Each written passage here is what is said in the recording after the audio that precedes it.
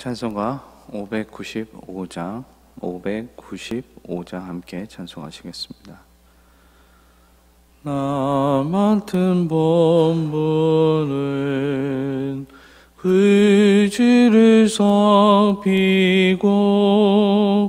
문영원 구원 얻도록 잘 인도함이라. 부르심 받들어 내 형제 섬기며 구주의 뜻을 따라서 내 정성 다하리.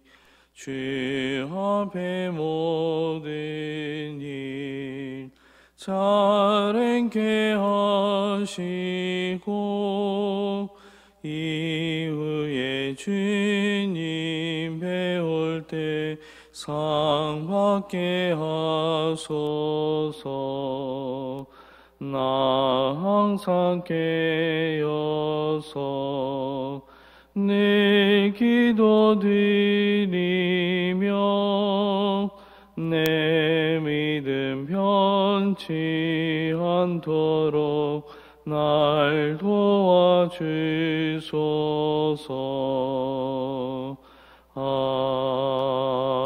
아멘.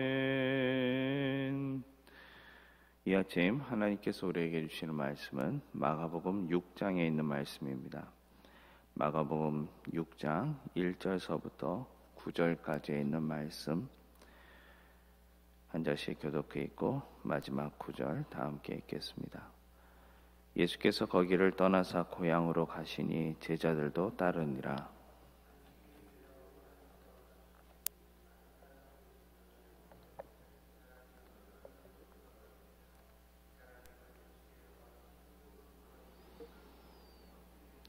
이 사람이 마리아의 아들 목수가 아니냐? 야고보와 요셉과 유다와 시몬의 형제가 아니냐?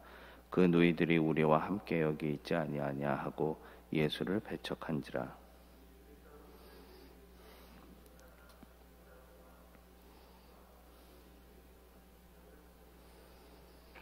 거기서는 아무 권능도 행하실 수 없어 다만 소수의 병자에게 안수하여 고치실 뿐이었고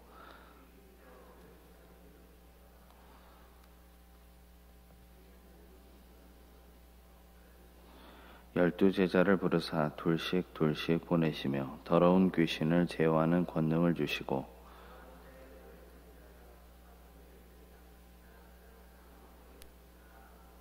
함께 있습니다. 신만 신고 두바로도 잃지 말라 하시고.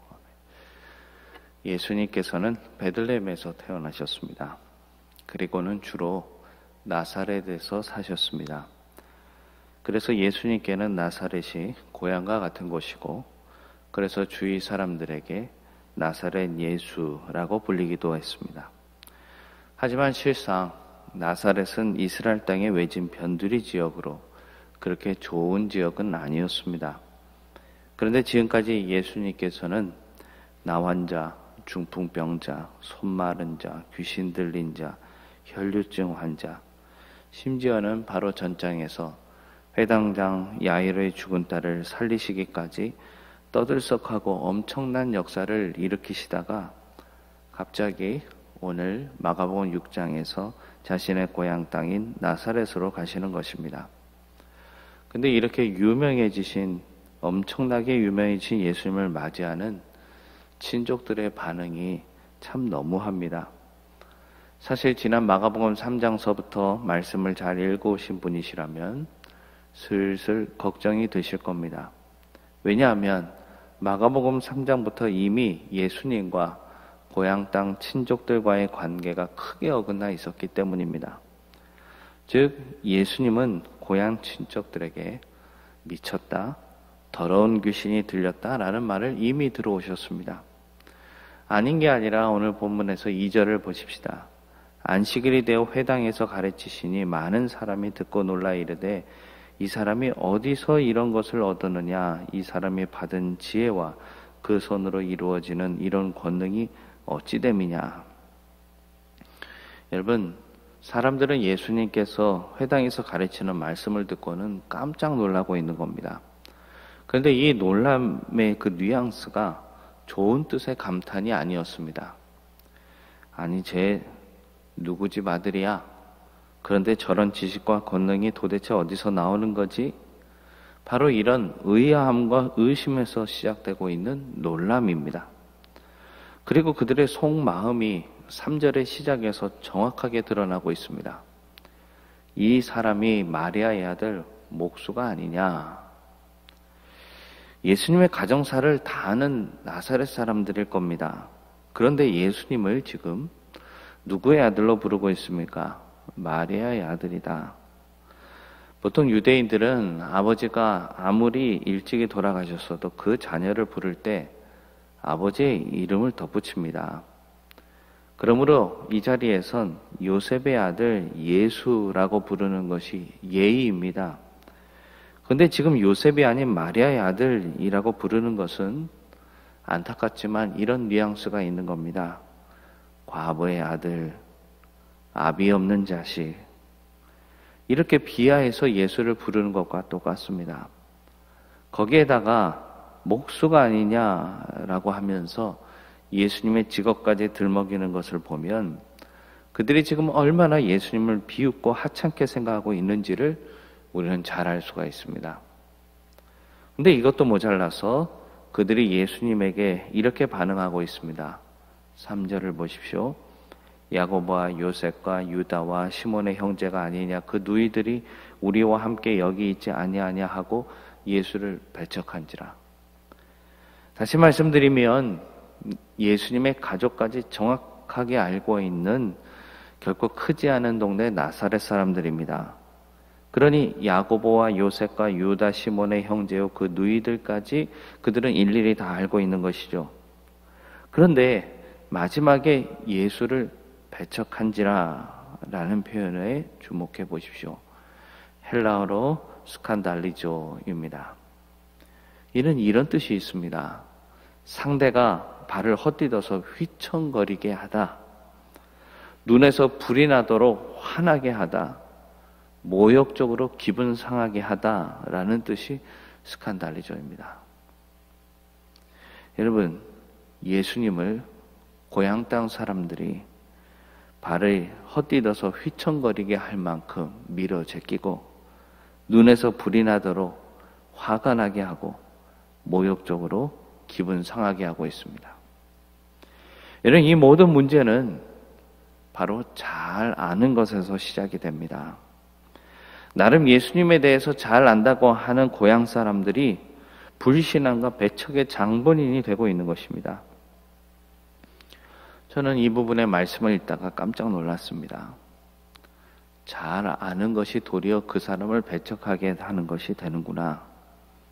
이런 식이라면 매주 말씀을 전하고 성도들에게 성경을 조금 더 안다는 제 자신이 오히려 예수님에 대해서 더 모를 수가 있겠구나. 오늘날 내가 모태신앙인데 나는 교회 생활을 몇십 년 했네 하는 그런 신앙의 연륜을 말해도 실상 예수님을 이 나사렛 사람들처럼 정확히 알지 못하는 사람들이 얼마든지 있을 수 있단 말입니다. 그렇다면 여러분께 묻겠습니다. 여러분이 이 새벽 기도의 영상까지 보고 계신다면 보통의 열심은 아니신 거겠죠. 그래서 예수님을 내가 충분히 안다고 하실 수도 있겠지만 정작 그분은 이 성전 안에서만 아니라 이 영상을 보고 계신 순간만 아니라 자신의 삶의 모든 자리에서도 그리고 매 순간 예수님을 나의 주로 분명하게 인정하고 계십니까? 나는 성경을 많이 안다 하지만 여러분의 가정 안에서 여러분의 사무실 책상 위에서도 동료들과 식탁을 함께하는 자리에서도 예수님께 받은 성경의 말씀을 다 적용하는데 전혀 주저함이 없으십니까? 결국은 나의 습관적이고 지식적으로만 예수님을 알았던 내 신앙의 미흡함과 나의 미미한 성경 지식이 오히려 예수 그리스도를 향한 믿음의 길을 방해하고 있지는 않습니까? 이는 참으로 무서운 우리의 현실이 될 수가 있습니다.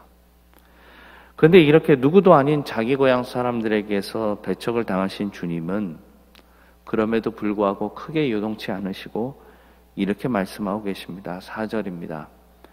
예수께서 그들에게 이르시되 선지자가 자기 고향과 자기 친척과 자기 집 외에는 존경을 받지 못함이 없느니라 하시며 라고 했습니다. 어제 우리는 12의 혈류증을 앓았던 여인의 이야기를 나누었습니다. 모든 이들에게 다 부정하다 비난을 들었던 여인이었지만 예수님의 옷에 손만 대어도 구원을 받을 것이라는 놀라운 믿음을 그 여인은 가지고 있었습니다. 그러나 정작 누구보다도 예수님을 잘 안다 하는 고향 사람들은 예수님에 대한 지독한 편견과 선입견을 있었고, 그리고 그것을 예수님 앞에서 그대로 표현하는데 한치도 두려움이 없었습니다. 주저함이 없었습니다. 즉 예수님을 그저 옛날 친구, 옛날 동네 사람, 옛날 인간 예수로 받아들인 것뿐입니다.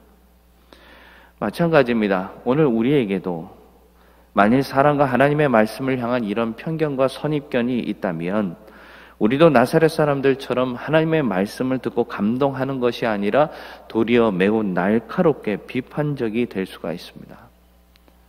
반면에 예수님은 이렇게 자신을 배척하는 비판에 그들처럼 똑같이 반응하지 않으시고, 선지자는 자기 고향과 친척 그리고 가족들에게는 존경과 환영을 받을 수 없다는 이야기를 갑자기 하고 계십니다. 지금까지 계속 말씀드리고 있지만 예수님은 제자들을 부르시고 지금 계속해서 그들을 훈련시키시고 있습니다. 풍랑에서의 시험도 하시고 또 여러 가지 훈련을 통해서 주님은 자신의 제자를 훈련시키고 계십니다. 그렇다면 이 모든 과정을 훈련의 과정으로 볼 때 주님은 이 마가복음 6장에서 제자들에게 무엇을 알려주시려 하시는 걸까요? 저는 조심스럽게 사역자는 이렇게 가장 가까운 이들에게조차 배척당하는 것이 허다하니 앞으로 이런 상황을 각오하고 준비하라. 바로 이것을 제자들에게 당부하고 계시는 것이라 믿습니다. 그래서 예수님께서는 이토록 스칸달리죠. 즉 앞으로 제자들이 예수님을 따라 복음의 길을 갈 때에 스칸달리죠. 누군가가 내가 발을 헛디뎌 휘청거리게 할 만큼 나를 모욕하고, 누군가가 나의 눈에서 불이 나도록 화나게 하고, 누군가가 내게 모욕감을 느낄 만큼 기분 상하게 할 것을 미리 다 보여주시기 위해서 제자들을 데리고 그를 이전부터 미쳤다, 귀신이 들렸다 라고 비난하고 있는 자신의 고향 나사렛으로 향하셨던 것입니다. 그래서 그들을 세상 가운데 보내시기 전에 얘들아, 나를 따라다니면 박수와 환호성만 있을 줄 아니? 아니다. 따뜻한 잠자리와 영광이 너희들을 기다릴 줄 아니? 아니다. 복음을 위해 걷는 전도자의 삶에는 이런 멸시와 핍박과 조롱이 언제든지 따르니 너희들은 마음 단단히 먹고 준비하고 떠나라 하고 알려주시고자 하신 것입니다. 실제로 7절에서부터 예수님이 제자들을 둘씩 짝지어서 세상 속으로 파송하고 계십니다. 그런데 주님께서 8절과 9절에서 파송하시는 제자들에게 딱 두 가지만 허용하고 계심을 여러분 주목해 보십시오.